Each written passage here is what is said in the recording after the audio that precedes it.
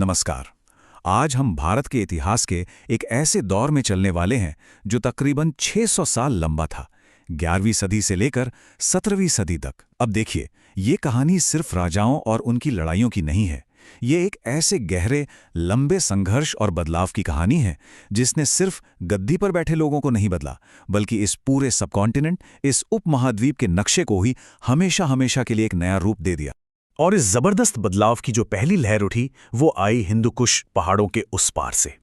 ये कोई छोटी मोटी सरहदी झड़पें नहीं थी, नहीं, ये हमलों की एक ऐसी सुनामी थी जो अपने साथ वो बदलाव लेकर आई जिसके बारे में पहले किसी ने सोचा भी नहीं था।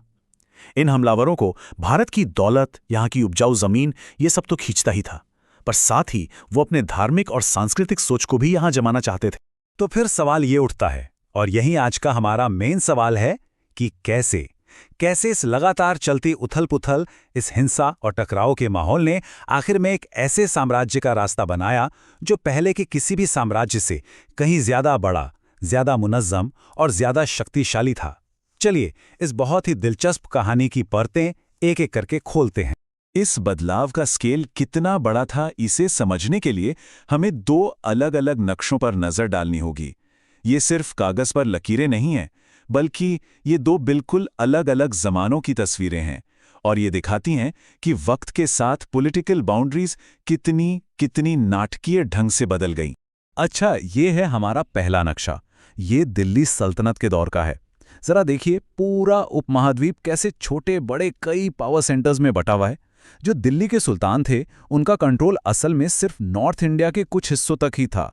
आप देखिए, पूरब में ईस्टर्न गंग वंश और दक्षिण में होयसल जैसे ताकतवर राजघराने, ये न सिर्फ आज़ाद थे बल्कि सल्तनत के फैलाव को कामयाबी से रोक भी रहे थे।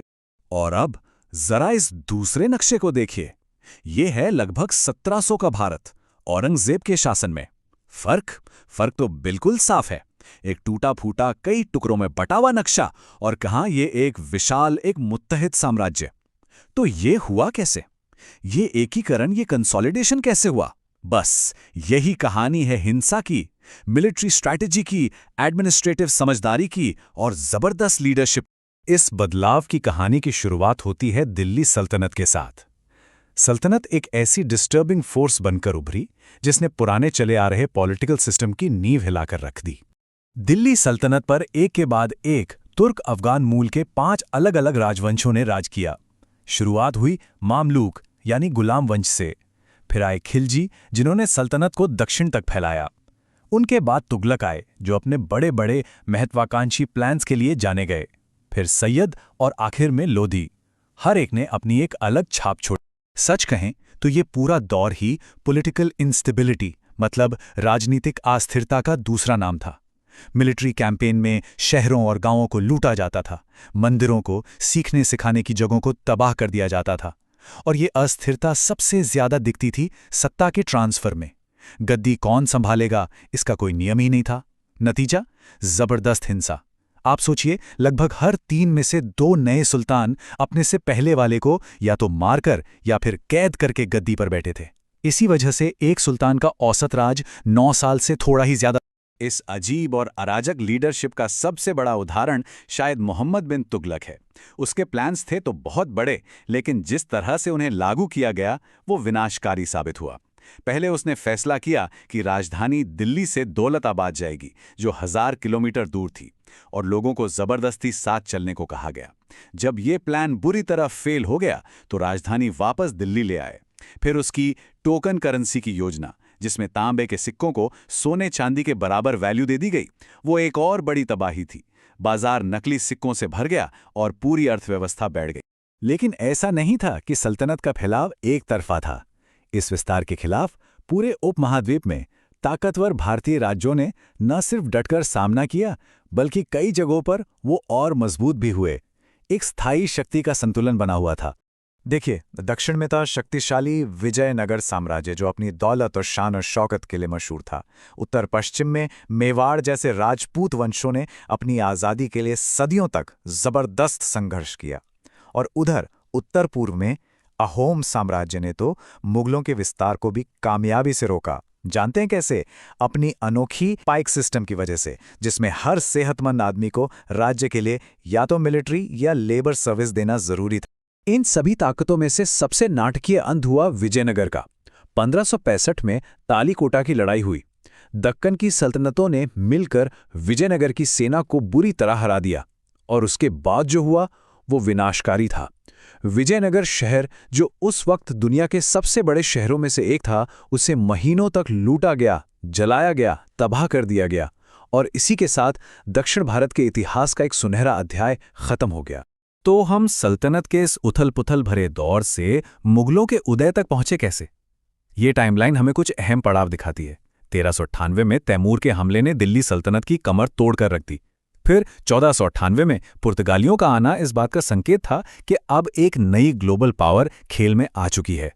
और फिर 1526 में पानीपत की पहली लड़ाई, जिसने भारत में एक बिल्कुल नए चैप्टर की शुरुआत कर दी।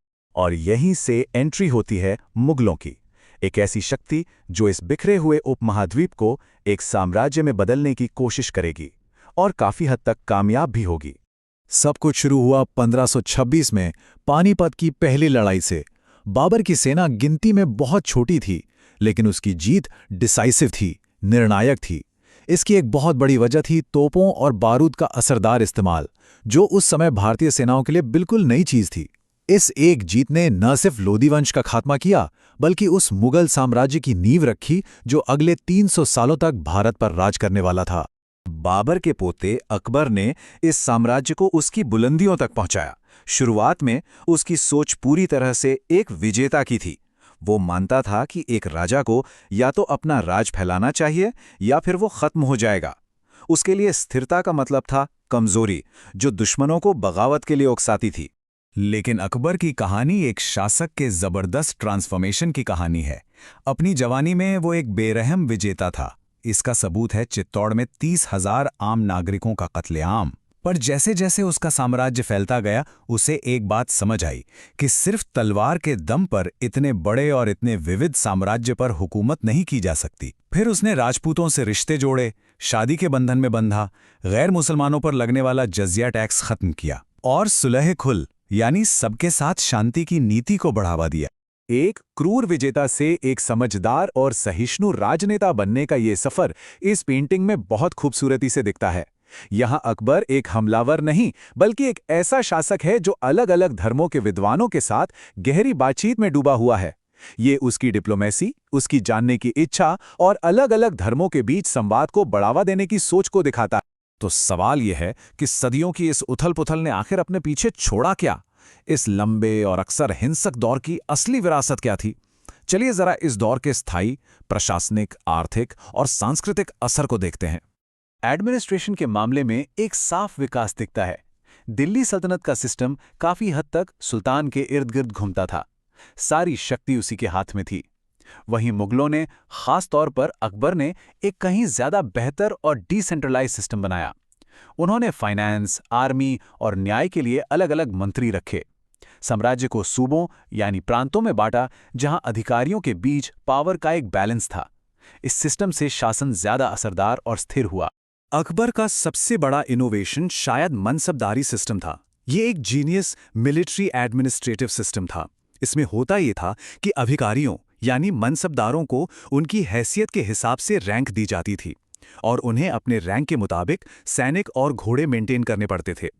बदले में उन्हें सैलरी के तौर पर जागीर यानी जमीन का रेवेन्यू मिलता था। इससे हुआ ये कि साम्राज्य को एक बहुत बड़ी परमानेंट आर्मी रखने के खर्चे से छुटकारा मिल गया, और जरूरत पड़ने पर बहुत तेजी से एक विशाल सेना खड़ी की जा सकती थी। और ये एक बहुत जरूरी बात है। इतनी राजनीतिक उथल-पुथल के बावजूद भारत की अर्थव्यवस्था कमाल की जीवंत और लचीली बनी रही। खेती किसानी तो रीढ़ की हड्डी थी ही, लेकिन कारीगर उद्योग और ट्रेड नेटवर्क्स भी खूब फल फूल रहे थे। हुंडी जैसी प्रणालियां थीं, जो आज की बैंकिंग का शुरुआती रूप थी। इनसे लंबी दूरी का व्यापार बहुत आसान हो गया। इन सब की वजह से ये उपमहाद्वीप दुनिया के सबसे अमीर इलाकों में से एक बना रहा। तो अंत में हम उसी सवाल पर वापस आते हैं।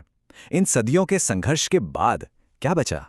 सिर्फ तबाही के निशान, या फिर वो सिस्टम्स एडमिनिस्ट्रेशन के, इकोनॉमी के, कल्चर के, जिन्होंने एक नए साम्राज्य की नींव रखी? शायद असली विरासत दोनों में है, विजेता की तलवार में भी और उसके बनाए गए सिस्टम में भी। ये कहानी सिर्फ विनाश की नहीं है, बल्कि असाधारण लचीलेपन और एक नए सृजन की भी है।